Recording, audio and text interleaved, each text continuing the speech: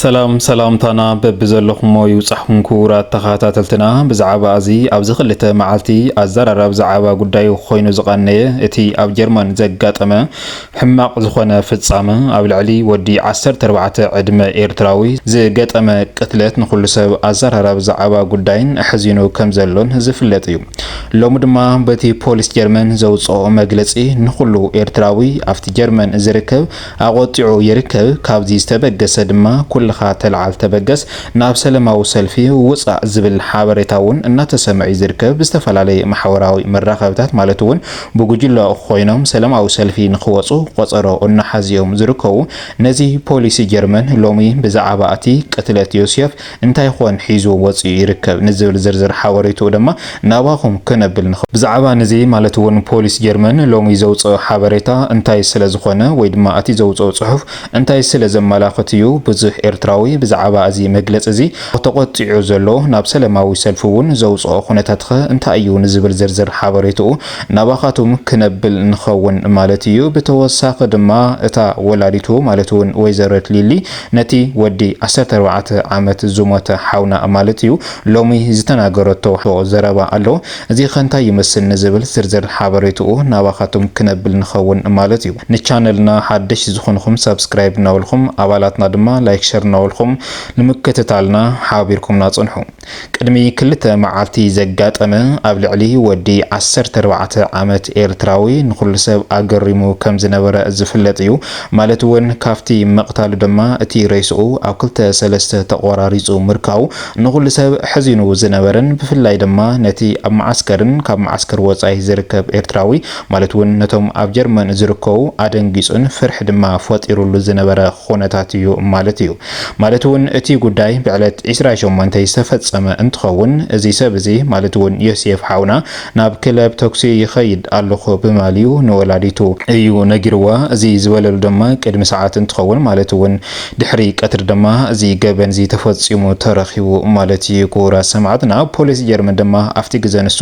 ነቲ በሓላፍ መገዲ ዝተጠቆሙሉ ጥቆማ ናፍቲ ሓደጋ ዝተፈጸመሉ ቦታ ብምኻድ ማለት እውን ንደው ጀርመን ኣብ ዝርከብ ደርማገን ኣብ ዝተባሃለ ቦታ ኮሞን ዝበሃል ሙዕቀዊ ስደተኛታት ኤርትራ ኣብ ጀርመን እንትኸውን ኣፍቲ ከባቢ ድማ ጨካ ዝበልሖ ቀላኢ ነይሩ ኣፍቲ ቀላኢ ድማ እቲ ዮሴፍ ዝበሃል ሓውናዚ ተቀቲሉ ኣብኡ እናንተሳፈፈ ዝተረኸበ ማለት እዩ ብዝተፈላለየ ወሃውቲ ሓገዝ እውን ድማ እዚ ሬሳውን ካፍቲ ቃላይ ክወጽ ዝኸኣለ ዳኣምበር እቲ ሬሳ ብሕማቅ ዝኾነ ፍጻመ እዩ ተቀጥቂጡ ተረኺቡ ማለት እዩ ኩራ ሰማዕትና እምበኣርከስ ፖሊስ ጀርመን ኣፍቲ ግዘንሱ ናብ ምርመራ ድሕሪ ሙሳድ እዚ ሰብዚ ኤርትራዊ ምዃንን ከምኡ ድማ ኣብ ኮመን ዝበሃል ቦታ ከም ዝነብር እዩ ተሓቢሩ እዚ ድማ ግዝያዊ ኣፍቲ ግዘንሱ ዝረኸብዎ ምርመራ እንትኸውን ነገር ግን እቲ ሬሳ ተወሳኺ ምርመራ ከም ዘድልየ ድማ ቆፀሮ ሒዞም ከም ዝነበረ ዝፍለጥ እዩ ድሕሪ ድማ ማለት እውን ተወሳኺ ሓበሬታ ንምርካብን ኩነታት ዮሴፍ ንምፍላጥን ድማ ነታ ወላዲቱ ወይዘሪት ሊሊ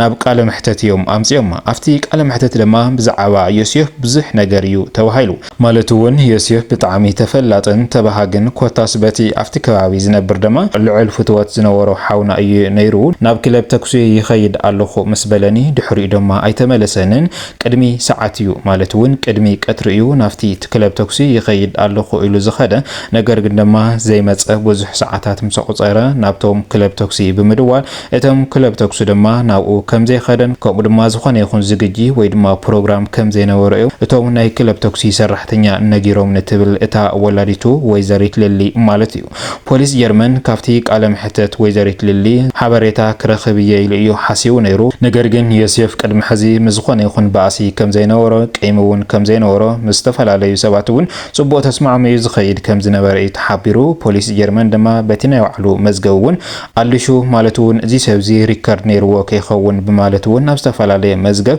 ምፍታሽ በፂሑሉ ዝነበረ ኩነታት እዩ ነገር ግን ዮሴፍ ንእስ ወዲ 14 ዕድመ ተፈታውን ተባሃግን ዝነበረ ምንም ዓይነት ሪከርድ ከም ዘይነበረን ቅድሚኡ ናይ ሕጊ ነገራት ቅድሚኡ ድማ ሕማቕ ነገር ከም ዘይሰርሐ እዩ ተሓቢሩ እምበኣርከስ ካብዚ እዩ ፖሊስ ጀርመን ነዚ ገበንዚ ዝፈጽሙ ኣካላት ብጥብቂ ክቋጻጸር ኢሉ ጽሑፍ ኣውፂኡ ዝነበረ እንትኸውን ማለት እውን ብዝተፈላለየ ማዕኸናት ዜና ጀርመን እውን እዚ ፍጻመ እዚ እናተሓበረ ዝነበረ እንትኸውን ለን ቢልድ ዝኣመሰሉ ማዕኸናት ዜና እውን ብዙሕ ሓበሬታታት እናሃው ዝነበሩ ምዃኑ ዝፍለጥ ይፍለጥ እምበር ክስ እዚ ሰብዚ ማለት እውን ካፍቲ ፈለማ በሓላፍ መንገዲ ዝተረኸበሉ ሬሳ ማለት እዩ በሓላፍ መንገዲ እዩ ተረኺቡ እቲ ሬሳ ድሕሪ ድማ ናብ ፖሊስ ጀርመን ዝተሓበረ እስካብ ዝዓለት እዚኣ ግን ፍልይ ዝበለ ሓበሬታ ብዘይምርካቡ ስድራ ናይዚ ዮሴፍ ሓውናዚ ብጣዕሚ እናተጨነቁን እስካብ ሕዚ ድማ እናነውዑ ይርከቡ ሬሳ እውን ኣይተውሃውን ገበነኛ እውን ኣይተረኸበን ማለት እዩ እምበር እስካብዚ ዝተበገሰ እዩ ሎሚ እቶም ኤርትራውያን ብማዕኸናት ዜና እናተራኸቡ ሰላማዊ ሰልፊ ንኽወፁ ቆፀሮ እናሓዙ ይርከቡ እዚ ድማ ንኹሉ እናዳናገፀ ይርከብ ማለት እውን እቶም ኣብ ጀርመን ዝርከቡ ኤርትራውያን ሰላማዊ ሰልፊ ተዳኣ ወፂኦም መንግስቲ ጀርመን ድማ ነዚኣቶም ዝኾነ ስጉምቲ ክወስደሎም ይኽእል ዝብል ሓበሬታታት እውን እናተሰምዕ እዩ ዝርከብ ማለት እዩ ክቡራት ሰማዕትና ካብዚኣቶም ሓደ ዝኾነ እቲ ነጣፊ ማሕበራዊ ሚድያ አብርሃም ከሰተ እውን ብዛዕባ ነዚ ስፍሕ ዝበለ መብርሂ እናሃወሉ እዩ ኣብ ልዕሊ ጳውሎስ ዳዊት ሓውና ዘጋጠመ ስእነት ፍትሒ ቀታሊ ኣብዚ ሕዚ እዋን ኣብ ዮሴፍ ሓውና እውን ከየጋጥመና ኩልኻ ተልዓል ኩሉ ኤርትራዊ ብጀርመን እናተቃተለ ኣይነብርን እዩ ኣብዚ ሃገር እዚኣ እንነብር ድማ ደርጋ ማዓረን ማዓረ ስለዝኾና ስለዚ ኩላትኻ ተልዓል ዝብል መልእኽቲ እናመሓላለፈ እዩ ዝርከብ ማለት እዩ እዚ ዝበለ ግን ማለት እውን አብርሃም ከሰተ እዚ ከብሎ ዝኽኣለ በቲ ፖሊስ ጀርመን ዘውፅኦ ሓበሬታ እዩ ፖሊስ ጀርመን ሎሚ ዘውፅኦ ሓበሬታ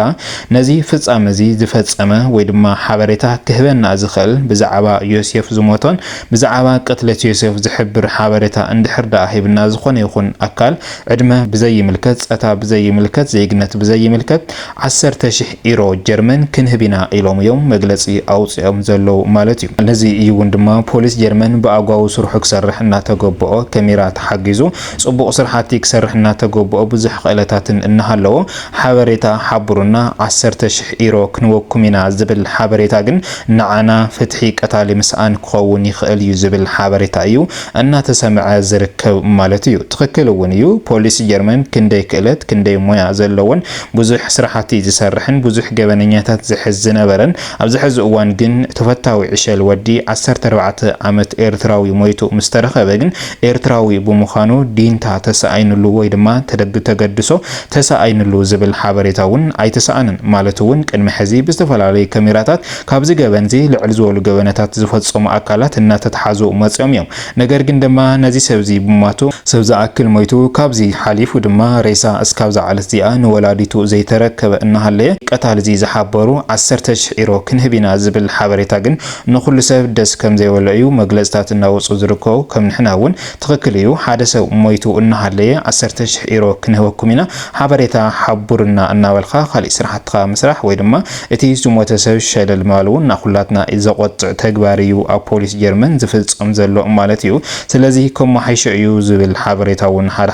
እናወጽ ዝርከብ ሓደ ድማ ሓበሬታ ወይ ድማ ፍንጪ ስለዝሰኣነ እዩ እዚ ድማ መማረጽ መንገዲ ተጠቂሙ ዝብል ሓበሬታ እውን ኣይተሰኣነን ማለት እዩ ብሓፈሻ ፖሊስ ጀርመን ሒዝዎ ብዝወጽ ሓበሬታ ነዚ ሓበሬታ እዚ ዝሓበረና ወይ ድማ ቅትለት ዮሴፍ ዝሓበረና 10,000 ዩሮ ክንህቢና ዝብል ሓሳብ ብዙሕ ሰብ እናተቃወሞ እዩ ዝርከብ ፍላይ ድማ እቶም ብዙሓትዮም ኤርትራውያን እውን ሰላማዊ ሰልፊ ክንወጽና እናወሉ እዮም መልእኽቲ እናመሓላለፉ ዝርከቡ ማለት እዩ ክቡራት ሰማዕትና እምበር ከስሎሚ ዝወልናዮም ዝርዝር ሓበሬታና እዚኦም ይመስል ነይሮም እስካብ መወዳእታ ሓቢርኩምና ጸናሕኩም